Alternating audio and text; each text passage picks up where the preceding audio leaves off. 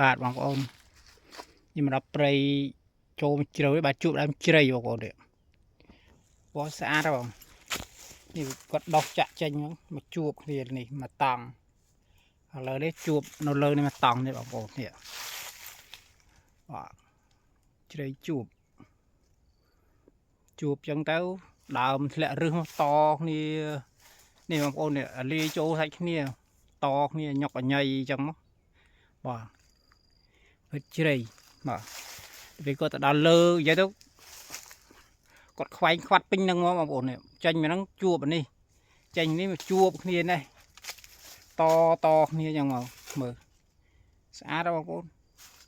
ហើយបានដាក់កន្លែងដីធំគោះទៅដល់ដាក់ដាំតាំងគាត់ល្អទៅដល់លើទៅជួបគ្នាមេឃកងណាលាយចូលគ្នាទៅហ្នឹងបងប្អូនមើលចម្លែកដែរដើមឈើមួយនេះបងប្អូនជួយមើលបាទនេះ